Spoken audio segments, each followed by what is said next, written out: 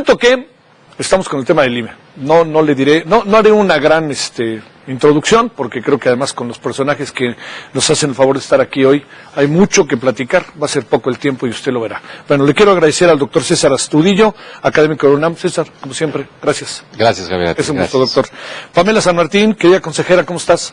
Qué gusto estar acá contigo. ¿No estabas de acuerdo con la designación en la forma del secretario? El procesamiento creo que es importante en las decisiones que se toman en un colegiado. Bueno, de eso hablemos, ¿no? Ahorita. Por supuesto. Y también Arturo Sánchez, que lo recordará usted, fue consejero electoral del Instituto Federal Electoral. Y del INE. Y del INE, claro, te tocó ahí esas dos partes. Compartimos votaciones diferentes con Pamela. Bueno, eso está bien, ¿no? Claro, desde luego. ¿El INE es un club de los partidos? ¿O qué? ¿Por qué lo metimos de manera tan brutal? ¿Se quieren apoderar del INE? ¿Qué supone, César, visto desde la mirada entre práctica, constitucionalista, académica, que tienes? Mi visión es externa, porque me dedico a estudiar esto desde la academia. A ver, lo cierto es que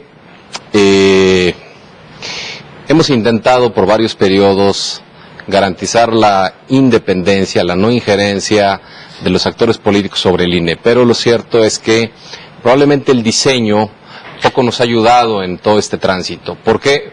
Porque en aras de ir reduciendo la desconfianza a partir que se generó en 1988 con la caída del sistema, los partidos están metidos en cada una de las facetas de la organización electoral. Este acompañamiento que hace que ellos de alguna manera se sienten parte y se sienten con la fuerza para tratar de dirigir las decisiones.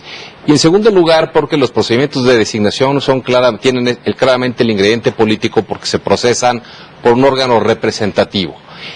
Mucho de esto tiene que ver con la forma en que en algunos momentos se han procesado las designaciones. Esta idea de que en muchas ocasiones han sido a partir de cuotas en donde se reparten los espacios y en donde incluso se ha llegado a individualizar qué consejero fue apoyado por tal, y en función de eso le ponen ciertos colores. Eso no ha ayudado. Han habido claramente etapas, y están ahí las decisiones, en donde, despojándose de los colores de partidos, han tomado decisiones muy técnicas. Me parece que eso es la mayoría, pero también en otras me parece que sí, claramente han habido sesgos de partido. De tal suerte que esto hoy ya se convirtió en parte de la mitología electoral. Y ahorita lo estamos viendo, ¿no? Lo estamos viendo a partir del error de 2003, en donde también el PRD se quedó fuera, y en la última, también en la última designación, hoy en día desde Morena dicen, bueno, es que nosotros no estamos representados y vamos a ir por todos los espacios. Me parece que eso en poco ayuda. Sí. Yo creo que más vale quitarnos el velo y decir, bueno, si ya vamos a hacer esto, un reparto de cuotas, pues digámoslo abiertamente y ya no sigamos con que esto no existe. Y así todos se lo reparten en función de la fuerza política que tienen los partidos. Pero no me parece que esa sea la solución correcta. Sale. Pamela, ¿cuándo terminas? El 3 de abril es el último día. 3 de abril. Los dos fueron designados, o sea, ¿fueron designados por cuotas de partidos o qué fue lo que pasó particularmente en el caso de los dos? En tu caso, Pamela, ¿qué fue lo que pasó? Sin duda hay la designación de las consejeras y los consejeros se hace por la Cámara de Diputados a partir de una decisión de 2/3 partes, y hay un acuerdo entre los partidos políticos, e históricamente ha habido un acuerdo entre los partidos políticos mayoritarios. Desde Woldenberg. Oye, ¿es muy diferente a otras formaciones de consejos electorales o institutos electorales en el mundo? Hay distintas formas de integración de los consejos electorales, hay distintos órganos que los eligen, pero hay países en los que incluso hay consejeros que son de un partido político, hay un consejero o consejera que es de la oposición, digamos. Ahí puede haber un reparto, como le decía César, que puede ser mucho más abierto, pero creo que el diseño institucional que tenemos es que, con independencia de la designación por parte de los propios partidos políticos, el consenso al que se llega es separar al Consejo General, separar al Instituto Nacional Electoral de los gobiernos, es decir, de los órganos de representación como tal, de los distintos poderes, y convertirlo en un organismo autónomo, precisamente para cumplir con una función estatal que trae aparejado no solo la organización de las elecciones, principalmente yo diría trae el arbitraje de la elección, es decir, garantizar que los actores cumplan con las reglas de la competencia y generar certeza en los distintos actores. Por eso el generar condiciones de autonomía, de imparcialidad, de independencia de los partidos, de los gobiernos, de los poderes, de los servidores públicos, de los poderes fácticos, resulta tan importante en la mesa del Consejo General, pero esto también depende de la forma como se lleven a cabo estas discusiones y estas designaciones. Puede haber un acuerdo de altura entre los partidos políticos que miran no quién va a ser su correa de transmisión, sino quién puede generar las condiciones para conducir un proceso electoral, para arbitrar un proceso electoral, para generar confianza y para generar legitimidad. Pero también viene la parte del ejercicio del encargo que tenemos cualquiera de las personas que integramos el Consejo General. Sí. Es decir, cómo nos conducimos Claro. ante las decisiones. Hay, con independencia del origen de la designación que cualquiera de las consejeras o los consejeros tenga, hay un ejercicio del encargo y hay un mandato constitucional. Y aquí lo que me parece que debe estar sujeto a juicio no nada más es cómo fueron designados o cómo fuimos designados cualquiera de las consejeras o consejeros, sino cómo ejercemos este cargo, pero para poder llevar esa discusión, cómo se eligen los perfiles, qué perfiles son los que se eligen para el instituto, creo que se vuelven muy relevantes y la discusión ahora en una conformación de la Cámara de Diputados que tiene una fuerza política, una sola fuerza política, 2/3 partes, digamos, quiebra la lógica del diseño institucional. ¿Por qué la quiebra? Porque cuando se determina que sean 2/3 partes, se presume que no será una fuerza política, se presume que serán las fuerzas mayoritarias las que tendrán que ponerse de acuerdo. Pero no se presume que vas a tener este esquema. Y eso es un equilibrio inherente a la función del órgano. No es un órgano del Estado, no es una representación, no es un órgano de gobierno, Es una no es una representación. representación ciudadana a través del voto popular. Es un órgano autónomo que se sale de los poderes tradicionales con un fin específico: garantizar derechos. Si vemos cuáles son los órganos autónomos que tenemos en el país, cada uno de los órganos autónomos tiene una función particular: garantizar derechos, ya sea el derecho, los derechos humanos, ya sea el derecho a la información, ya sea el derecho en materia de telecomunicaciones y Transparencia. previsión, ya sea el derecho de transparencia o los derechos político-electorales. Pero cuando se asume un cargo de consejero o consejera electoral, lo que se tiene que ejecutar es precisamente esta defensa de los derechos de la ciudadanía, porque esa es la función que nos es encomendada. A ver, más allá de lo que nos vas a plantear, Arturo, déjame ponerte una cuestión en la mesa, que no es exactamente esa pregunta, pero una cuestión. No estaremos teniendo el mismo modelo, pero lo único que vamos a hacer es cambiar la forma en que se fueron electos los consejeros, ahora con otra fuerza, que lo único que va a hacer es hacerse mayoritaria, y lo único que vamos a hacer es, antes a lo mejor las fuerzas mayoritarias eran PRI-PAN, y ahora llega Morena, y Morena hace su consejo como quiere, como presumiblemente lo pudieron haber hecho PRI-PAN. A ver, el Consejo General, desde que se hizo independiente, desde que la etapa de Woldenberg, digamos, fíjate qué curioso, en 1996 se elige a un consejo en donde estaban Lujambio, Molinar, en donde estaba Cebadúa, en donde estaba Merino, Jackie Pechar, Pepe Woldenberg y demás, que era bastante plural. Nadie puede ahora salir a sorpresas de que supimos bien dónde acabaron Molinar y Lujambio, ¿no? Y supimos bien en dónde acabó Cebadúa. Entonces, de origen, desde entonces sabíamos que había, no necesariamente cuotas, pero curiosamente en 96 fueron votados cuando el PRI tenía mayoría, no tenía 2/3 partes. Ningún consejo ha sido electo por un solo partido, porque ningún partido ha tenido 2/3 partes. Pueden hacer alianzas, y el secreto era hacer las alianzas. Y ya lo dijo César, que se rompió en el 2003, cuando en lugar de buscar el consenso de todos los partidos, 2 o 3 fuerzas, en ese entonces fue el Verde, el PAN y el PRI, lograron conformar un consejo. ¿Cuál fue el agravio? Dejar fuera a una fuerza. Sí, en lo que mencionaban, ¿no? ¿Cuál va a ser el agravio posteriormente? Pues se logró recuperar cuando nombraron a Lorenzo, a María Marván y demás. Otra vez fue la unanimidad, otra vez fueron todos juntos. Yo creo que el reto ahora no es nada más que se incorporen a las demás fuerzas, porque aquí estamos hablando de no nada más un partido que puede juntar fácilmente las 2/3 partes de los votos, sino estamos hablando del partido en el poder, y estamos hablando además de un gobierno que ya no es un gobierno dividido, Morena tiene mayoría en la Cámara de Diputados y tiene mayoría en la Cámara de Senadores. Sí. No suficientes para cambiar la Constitución. Pero las alcanza, las puede mover. Podría hacerlo por sí mismo. El gran reto ahora es cómo estos equilibrios de los que habla Pamela, que me parecen sensatos, y esa forma como los consejeros se han conducido, ciertamente teniendo interlocutores claros y una mejor relación con un partido u otro, se puede romper. Se puede romper y que sea en efecto una mayoría clara de gentes que pueden hablar muy bien con un solo partido.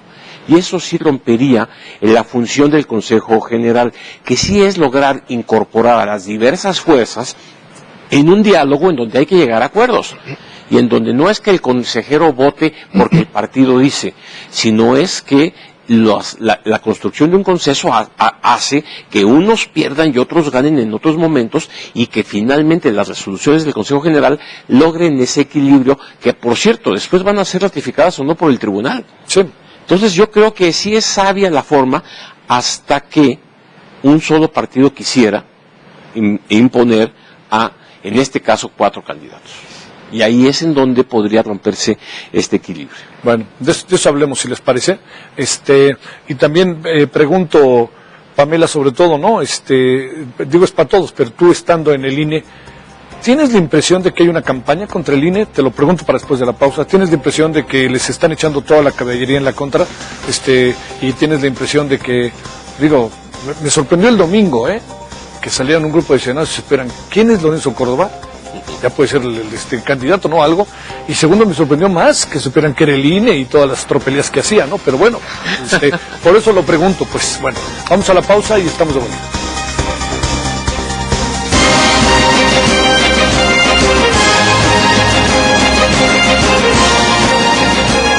Cuando la vida te cambia, el vestido de tus sueños, por el uniforme de la escuela. Parte final al tema. Hay una campaña contra el instituto, no está el quítate tú para ponerme yo. A ver, piensen, y porque viene también, hace un rato decía Arturo, desde el propio presidente, ¿no? Un día sí y otro también.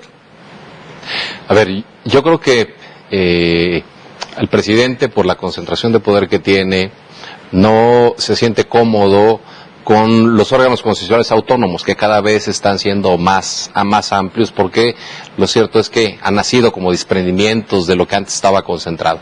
No lo veo solamente en el tema del INE, pero el INE es el que parece que está ahora en la ruta. Ya lo vimos y es lamentable lo que pasó con CNDH, lo que ha pasado con otras instituciones, y en ese sentido lo que vemos es que ahora las baterías están enfocadas al INE. Claramente, no creo que vaya al desmantelamiento, pero sí creo que van a utilizar este momento para meter personas que traigan vocación de transformarla desde dentro a partir de lo que ya ha salido y que son las premisas también que ha marcado claramente el partido y en las que el presidente se siente cómodo. Sí. ¿Tú cómo ves? Porque al fin y al cabo eres juez y parte, ¿verdad? Porque les han dado... Perdón, yo sí creo, Pamela, que el presidente, que incluso muchos de la comentocracia identificados claramente con Morena, y lo que pasó el domingo, ya dejemos la broma, ¿no? De lo que pasó el domingo, que ataques muy directos, ¿no?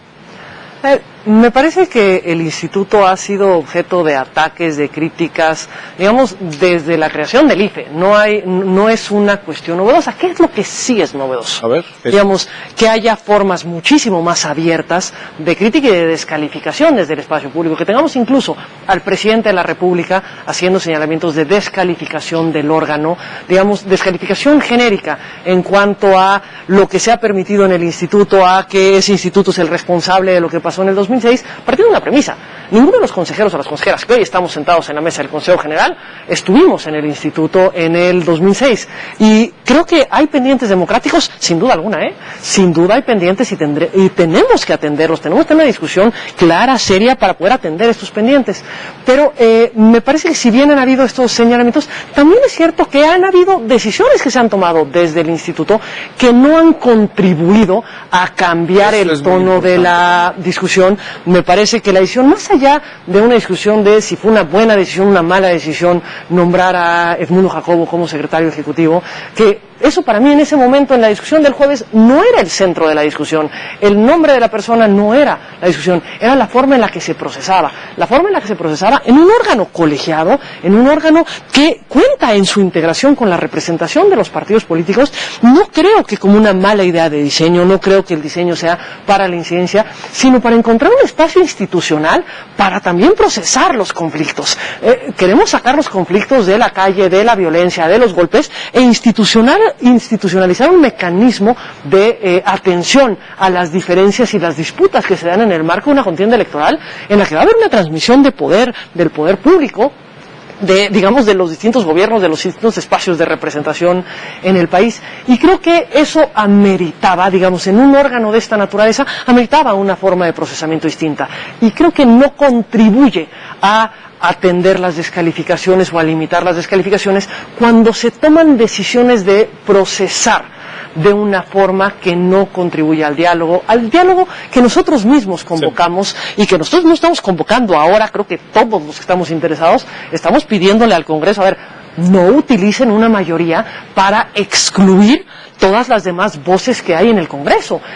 El árbitro electoral tiene que generarle confianza a todos los contendientes, porque va a arbitrar la contienda entre todos los contendientes, incluido Morena. Sí, Morena también tiene que tener confianza en el árbitro electoral, como todos los demás partidos, grandes o chicos, pero también la ciudadanía.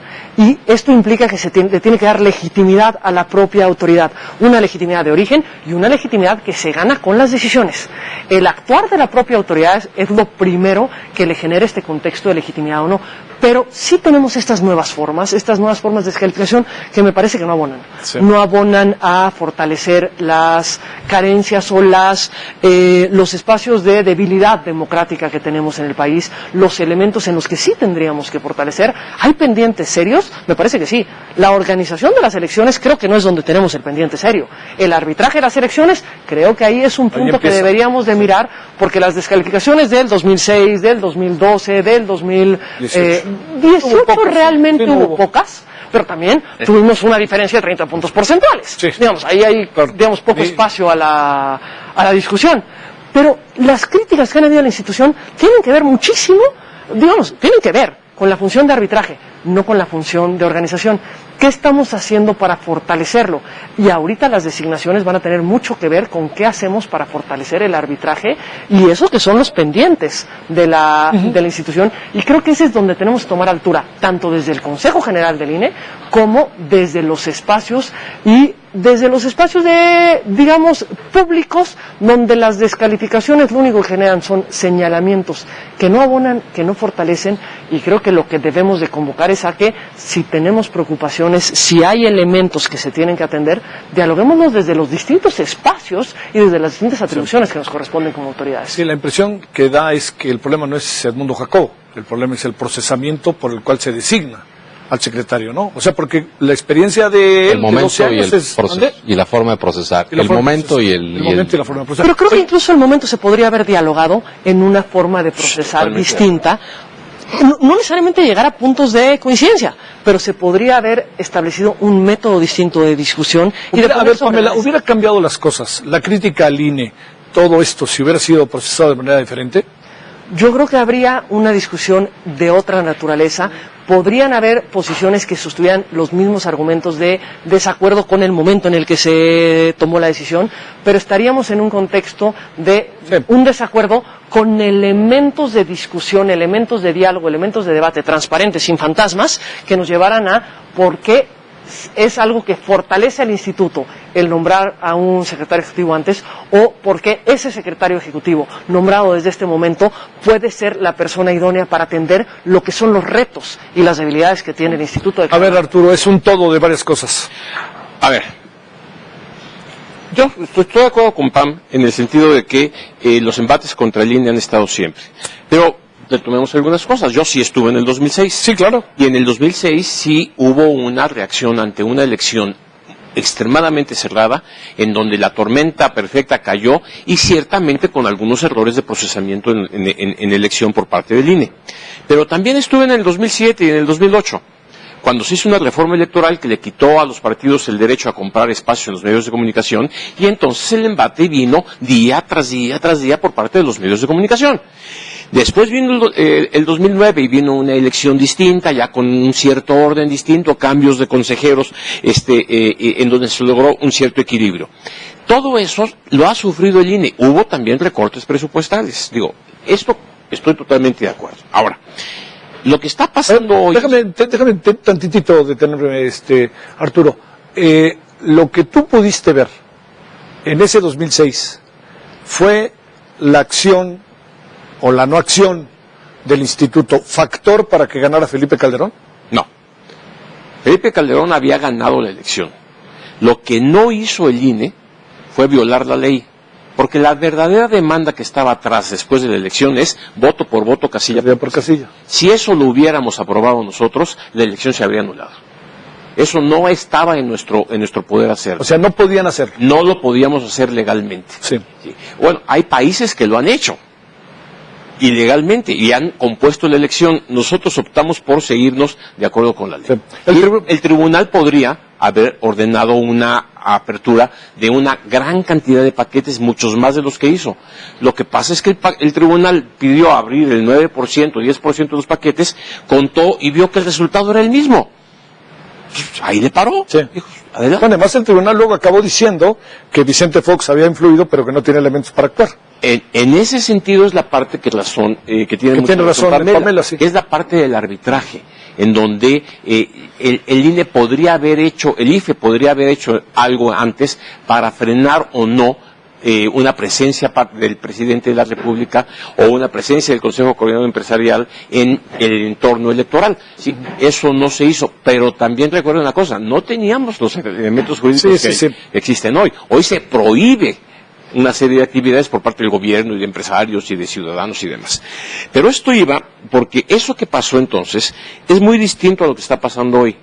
Yo estoy de acuerdo con los errores de procesamiento que pudo haber habido en el caso de Edmundo Jacobo, pero también recordémonos, Pam, hace 6 años estábamos tú y yo en la mesa y también hubo un debate sobre Edmundo Jacobo, cuando se le propuso como secretario, y también hubo presiones partidistas para que no fuera electo. Para que no fuera, lo recuerdo. Edmundo.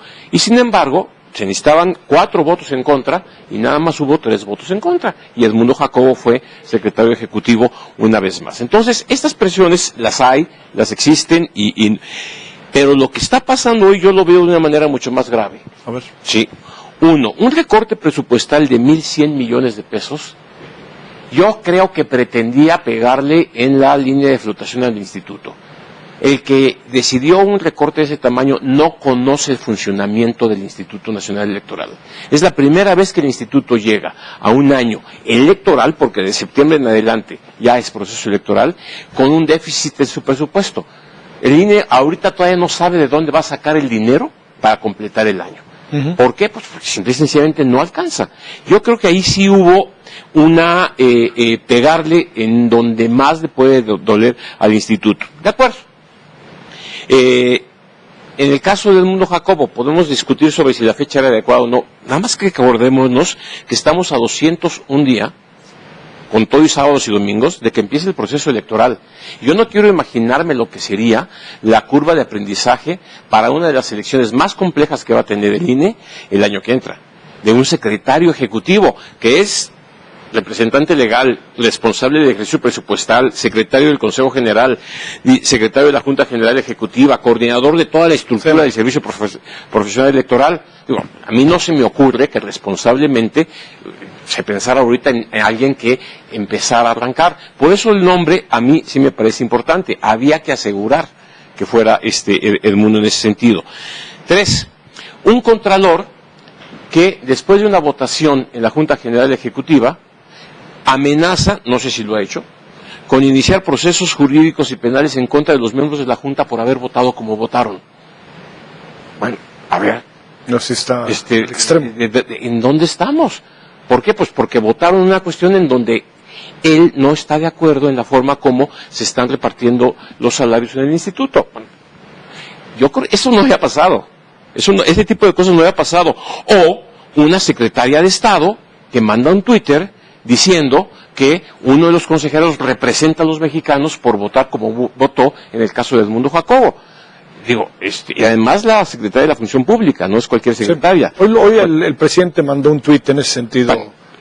Insisto, pero esto sí está pegando de una manera distinta, creo yo, en una amenaza en donde lo que está en juego es mucho más que el funcionamiento del INE, es la autonomía y su independencia. Y eso sí es lo que preocupa, porque si 4 consejeros son nombrados por un solo partido y empiezan a tomar decisiones en una dirección, ¿cuál independencia y cuál autonomía? Que siempre hubo gentes de partidos políticos cercanos, que éramos unos más interlocutores con uno que con otro, yo lo acepto, sí. Pero nunca había habido la posibilidad, como la hay ahora, de que 6 consejeros pudieran estar de un solo lado. Sí. A ver, cerremos, tenemos 3 minutitos, más que buscando conclusiones es, en un minuto, si no les importa, ¿por dónde nos podemos ir ahorita para fortalecer al instituto, reconociendo que es una institución que sistemáticamente debe ser analizada, criticada y revisada? Pero también debe de tener un alto, porque si no, pues nunca vamos a acabar de cómo debe de ser. Es lo que yo siempre digo, por más obvio que sea, cada elección es un aprendizaje para el instituto, para el país, pero sobre todo para el instituto. Las instituciones en parte son las personas que están al frente de las mismas. Claro. Y yo creo que en el momento en el que estamos, la gran atención la debemos poner en el Comité Técnico de Evaluación. El Comité Técnico tiene, quienes lo integren, va a tener la gran responsabilidad de precisamente hacer un filtrado para tratar de encontrar a los mejores perfiles, a los que cumplan con el perfil adecuado para ponerlos a disposición. En esta ocasión van a ser 20 nombres, 5 por cada uno de los espacios. Imagino que se van a inscribir un número muy amplio de potenciales aspirantes, hombres y mujeres, que vienen de distintos ámbitos, algunos más cercanos a lo electoral, otros menos, pero la labor del comité va a ser esencial. ¿Por qué? Porque precisamente vale más garantizar una competencia con independencia, que después las ideologías ahí están. Yo no digo, la verdad, el problema es que hemos escondido y hemos generado todo un discurso diciendo que debe haber una asepsia absoluta en los consejeros electorales. Eso es mentira, y es mentira para los consejeros, es una mentira más grandota para los magistrados, claro. Y es una mentira probablemente intermedia para los ministros de la Corte y para todos, ¿no? Sí. Claramente hay una ideología, entonces ahora yo creo que ese filtrado va a ser clave. Sí. Es seres químicamente puros, ¿no? ¿Dónde andan? A ver, muy en breve, porque se nos acaba el tiempo. Perdón, Pamela. Coincido que el filtrado va a ser absolutamente clave. Coincido que tenemos que buscar quiénes van a ser los perfiles que integran el comité y también cómo es que el comité va a tomar esta decisión, cómo va a buscar a quienes sepan a dónde llegan y sepan para qué llegan. Porque aquí sí me distancio de lo que se señala. Perdón, somos nombrados para el Consejo General no para ser químicamente puros, pero sí para arbitrar la competencia, sí para aplicar la ley, no para llegar a consensos a como de lugar, no para procesar, porque es una gran decisión. Perdón, creo que hay varios de los embates a los que hacía referencia Arturo, yo estoy de acuerdo con ellos. Nada más que hay un detalle, veamos las decisiones que se tomaron antes. Si se decide tomar una decisión de nombrar un secretario ejecutivo sin discutir, sin ponerlo sobre la mesa, a discusión del Consejo, convocar al Consejo 2 días antes, sin hacer una mesa de discusión entre los distintos consejeros, perdón, esperemos que va a haber una reacción a eso. Si decide el Consejo General no aplicar el tabulador que estableció la Cámara de Diputados, también va a haber una consecuencia. Creo que esto es, no podemos obviar cuál es la responsabilidad. Lo que tenemos que ver es cómo miramos hacia adelante y cómo generamos espacios de consenso y de diálogo distintos para Tienes 20 segundos. No me parece que sea suficiente nada más el cuidar al comité. Todo el proceso de selección implica que sea transparente, que se abran claramente, que las entrevistas con cada uno sean públicas, que todo sea accesible al ciudadano, para que de una manera más clara sepamos quién va a ser. Arturo, gracias. Pamela, muchas gracias. César, gracias. Gracias a usted. Aquí estaremos mañana a las 9 de la noche en la hora del centro. Adiós.